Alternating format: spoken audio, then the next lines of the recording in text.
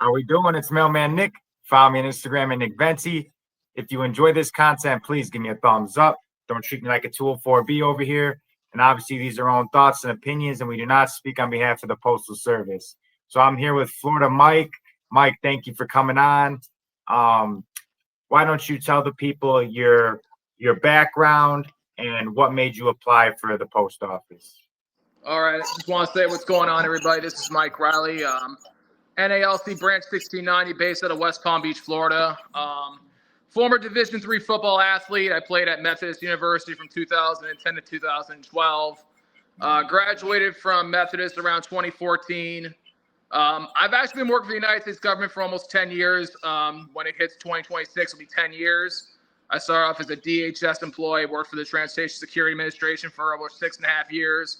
Was a TSA officer, was an instructor, on-the-job trainer. And then around 2022, 2 years after COVID, I basically got burnt out of doing that. Started looking at another federal job, and then the USPS popped up. I actually started off as an RCA in my home and outside of my hometown in Loxahatchee. Then I went to CCA in the West Palm Beach Big Cluster branch, and I've been there ever since. Just converted PTF around September 7th. So I'm basically still kind of new, but now getting my dues back, got all my time back. 6 hours of annual leave is a beautiful thing. I can tell you that right now. Yeah, You don't have to wait for that, which is beautiful. Right. But so what made you go from RCA to CCA? Well, like I said, RCA, like going from rural carrier to city carrier, was the fact that you had to wait a certain amount of time to go to PTF. I was like, look, I already got federal time. I need to get my time back as quickly as possible. And the fact is the hours as a CCA are much more, I'm not going to say guaranteed, but they were there. At the office that I'm at, I work in a big cluster. We have 7 stations over, I don't know how many zip codes that we have.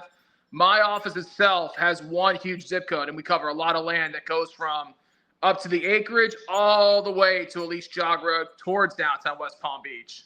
So it's a huge zone. So we have a lot of routes, a lot of overtime, a lot of different things that happen every single day, man. It's crazy. But the money's there. Yeah, making that money, let's get it. You have to, man. Yeah. So with being in Florida, what type of weather and what type of you showed me, you sent me stuff about like alligators and stuff like that. What type of stuff have you deal with in your state that some other people might not have to deal with? Well, like I said, now that we got the time change, it gets darker earlier.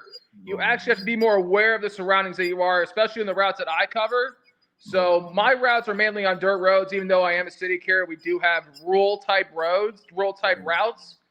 So you'll see everything. I know after the hurricane hit and everyone was burning all the stuff, because where I was at, we had a huge tornado run through the entire western part of Palm Beach County. We had a bunch of debris everywhere. It was hard to maneuver the vehicle itself to deliver the mail. Sometimes you have to take the mail and bring it to someone's door, and they have long driveways because their mailbox is gone.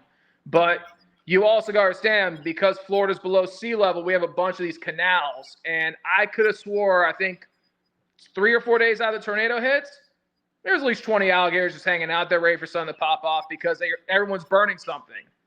So when an alligator sees fire, they think foxes, they think rabbits, whatever is going to happen is going to go to the water, and they're going to be ready to eat that. So they were ready to go, man. I've never seen that many alligators in that area ever in my life, and I've been living here for 20 years. Jeez, that's scary. And especially now at night, you also got to worry about venomous snakes. You got to worry about if there's dogs in the driveway. You don't know what can happen. Right. Dangerous animals and, the weather, that's brutal. That's all. And that's why people don't understand our job is, serious, and there's, we could get assaulted, attacked, eaten by alligators, tornadoes. It's just crazy. So what is your opinion about the contract? Because everybody is blowing up my phone about this contract. What's your opinion on it? Like I said, I'm only doing this for 2 years, but I do have government experience. This is my second union federal government job. I went from the AFG to the NALC. And what I thought about the contract was, for me, it does sound good for people like us that are table 2 that just started. But sometimes what I also want to say to the younger folks that are just starting in this profession, talk to the people that have been here forever and see how they feel. Because our future is definitely on the line with this contract as well. If you think about it for the long term, for the people like us that are actually committed to being into this profession, to being into this craft itself, you have to think about the long term. And what I'm thinking about this contract right now is that it doesn't help people like us. I mean, yeah, going from A to C might sound cool, but in the long term, in the grand scheme of things, it doesn't help out in the long term for everybody. So I'm definitely voting no on it. It's not worth the long-term effects of it. You know, sometimes short-term can be good, but I always want to say this to CCAs that are listening. Think about your future when you're voting on this, because everyone votes. If you're a member, you're going to vote. Think about your future. Right, 100%. Because I was talking to an old head at my office, and he was like, he's at top pay, so he doesn't really. But for the other carriers, he's like, if it's not good for everybody, he's going to vote no. That's how it should be. Like, it should be everybody should benefit from this. And we see other UPS, all these other unions getting what they deserve. We want to get what we deserve, 100%. And yeah, think about the future, because if we accept 1.3%, then we're just going to get shorted every single contract. That's not okay, for sure. And then waiting 20 plus months. Yeah, exactly. We waited. He was talking about it being historic. He was talking about this is gonna be a great contract. And all of a sudden, it's just the same thing we've been getting every other. If you look at every other contract, it's been the same. And he was hyping this one up. We waited all this time, and then all of a sudden, we get peanuts. It's ridiculous. It is a slap in the face. It is. Very. So you've been here 2 years. What advice would you give new carriers just starting out? Because you just recently became PTF not too long ago. You know what it's like to be a CCA. Are you still working Sundays? Yes, I am. I work today too. Brutal. So what advice would you give new carriers just starting out? I would just say this. If they are getting into their 90 days, I'll just say this. Show up 15 minutes early. Listen to what the supervisor is going to say. And just keep learning and learn from your mistakes. New CCAs are going to make mistakes. I've made mistakes. I know you made mistakes. Everyone does. Especially in like a huge big cluster like mine where you have 7 offices. You're going to get bounced around your first couple of weeks. You're going to go maybe from this station to that station, this zip code to that zip code. It's something that you're not going to get used to. So for me to talk to these new carriers, it's just show up to work, listen to what they tell you, listen to the carriers that have been there forever, and just put your head down and just keep working hard and improve yourself and improve your craft every single day. Find the concept of how you want to deliver the mail. Everyone has a different way of delivering the mail. Find a concept that fits for you, that fits you best, and be organized. And like I said, promptness is number one. What I usually do, I always come to work 15 to 30 minutes early to prep my case to get ready to rock and roll. And I despise being late. I do not like being late to anything. I like to make deadlines be met, and that's just me. But for new CCAs, I think the first thing for them to do is just come 15 minutes early and just be ready. That's all I can say. Yeah, for sure. I'm the same way. I come to work and I'm like, I want less BS on the street, so I'm kind of getting everything ready to go, making sure I grab my vehicle key, making sure everything, just so I'm ready to go. And then when I clock in, I'm not like, oh, I gotta do my vehicle check and all this stuff, and I want everything ready to go, so I'm not fumbling. Because once you clock in, you're fighting the clock now. Because if it's like you said, it's getting dark later or getting dark sooner, and we gotta be off the clock by a certain time, or we'll be delivering in the dark all day. So, I'm not saying run your route, but we'd rather deliver less in the dark. So, Mike, what is your favorite part of the job? You've been here 2 years. What's something you really enjoy about the job? My favorite part, I would definitely say, is just the freedom when you're on the street. It's not like a job where you're sitting in a cubicle and there's someone watching over you every single second.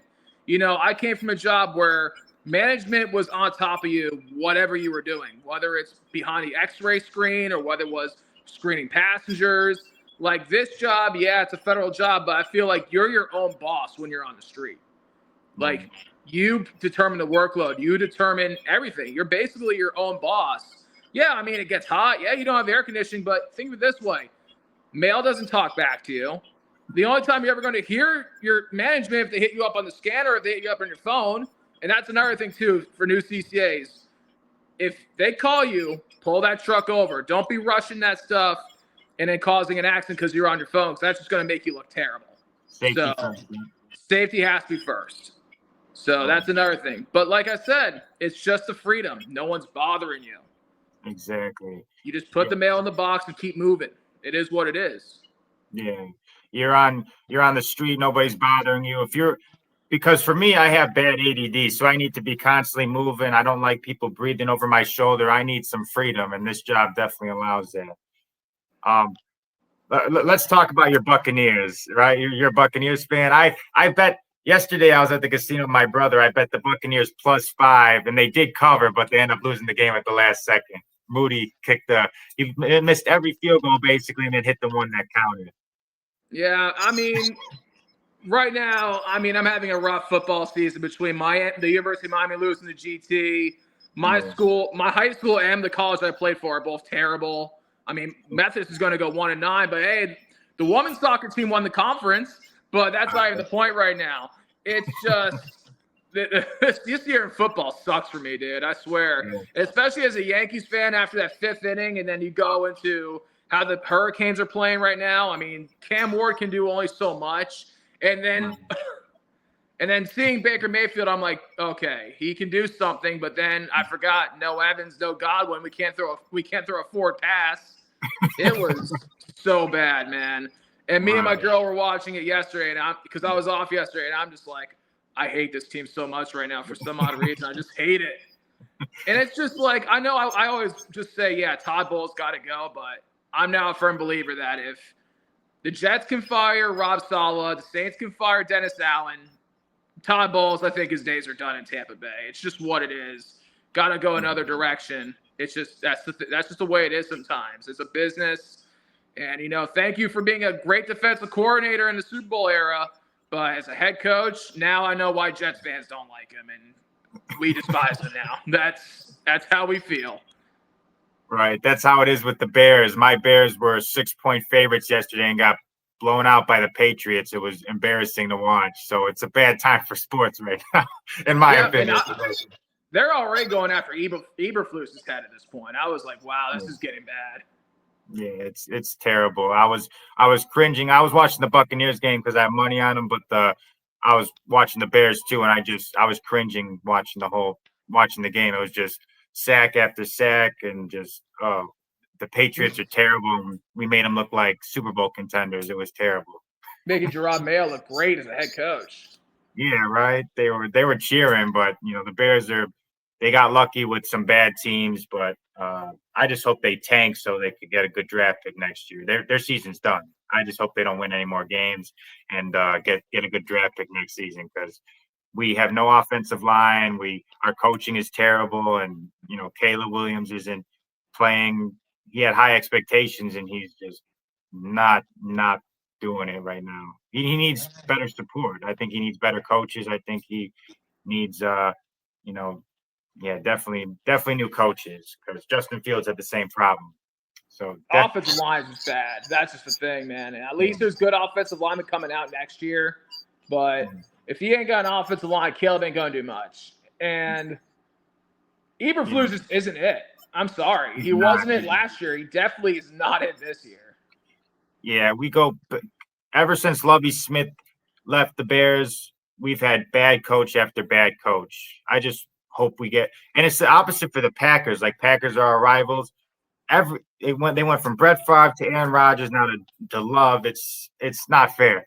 It's not fair. It just miraculously happens.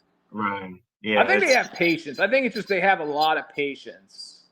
They probably do. They're more their franchise. They get good coaches, they get the right people around them, and they're good every year. As a Bears fan, it makes me sick, but if I was a Packer fan, I'd be happy every year, because they have a chance to make the playoffs every single year with their team. I mean, it took Tampa 20 years to get a Super Bowl. I mean, look at Brady had to Detroit right come now. Detroit won a game by throwing 5 interceptions. Yeah, I saw that. I had the Texans +5, and it was 23-7, and then the Lions came back. The Texans didn't score any points in the second half, and then they ended up winning with that field goal. That kicker is really good on Detroit. Oh yeah, he hit like the 58-yarder, and then he hit the field goal to win the game. That was crazy. I just wonder what the hell Goff was doing on those deep balls. Oh yeah, and that's the thing. The Lions have a good record, and Goff isn't the best. So imagine if they did have a good quarterback, they would beat the Chiefs. They would beat the Chiefs. Yeah, his deep ball was never good in Los Angeles, and yesterday definitely showed that the deep ball is not going to work there. But it's just their run game, their short pass option is really good. Oh yeah, the Lions, and then that's the thing. The NFC North is really good, and then the Bears are just shit. They got the Vikings, who are decent, and then Lions are a Super Bowl contender, and the Packers are good. The NFC North is just too good right now. Too good. Yeah, at least you're not like the AFC South or the NFC South, because Atlanta's trying to pull away. Yeah. And Tampa, New Orleans, and Carolina are just bad. Well, Tampa has some good players. They're just missing a few pieces because they have good games. They just can't finish. Like yesterday, they had a good shot of winning. They just couldn't get in the end zone on that last drive. Yeah, Baker another thing too is losing Tristan Wirfs. Losing Wirfs, I was like, oh my god, no. Yeah, it's injuries will kill a team. Injuries will kill a team. It's yeah, like I said, it's not a good NFL season. I wish I was working Amazon Sunday so I didn't have to witness the embarrassment. Yeah, the embarrassment. But Mike, I appreciate you coming on. Anything else you want to add as far as like, the post office, anything you'd like to add or plug your social medias or anything like that? My social media I really got is Instagram. It's Big Mike Fresh, 561 with like an underscore thing on it. That's the only thing I really got. If you guys want to follow me on there for some more sports content, cooking content, dumb shit content, because I post it all the time. But like, another thing too is that like, what is the future of the post office with this contract? Is another thing is I always talk about is like, we're not getting younger, and we're not bringing in cats from straight out of high school or straight out of college. Right. That's another thing. Like, what's the future going to be like? Yeah, I think the future, we're going to be basically a part of Amazon eventually. That's my opinion. I think we're just going to be package delivery eventually. I think mail will eventually phase out. Some days where the mail being light is scary. Sometimes the mail being so light, I'm like, it's getting lighter and lighter. But what saves us is the packages. I'll get like a gurney and a half of packages, and I think that's what saves us. And I think that's what we're going to be eventually, like a UPS or down the line. But I think that's where we're heading, just package delivery, maybe e-commerce, like delivering groceries and stuff like that. Who knows what the future holds? But as long as we still have a job, that would exactly. Yeah. Hopefully we're still able to make money. Hopefully we stay being union and things like that, where we're able to have a contract every, so often and get our raises, get our COLAs, and 1.3% is terrible. Hopefully it goes to arbitration and we can't do any worse. I just had one of my he's running for union vice president, my branch. He said we can't do any worse in arbitration. We really can't. So Mike, thank you for coming on. You're more than welcome to come anytime on the channel. I'll post this tomorrow. Yeah, I'll post this tomorrow, and I'll send you the link for sure. I appreciate it, man. Yeah, thank you guys all for tuning in. Please hit that like button, hit that subscribe button, and I'll see you guys in the next video. All right.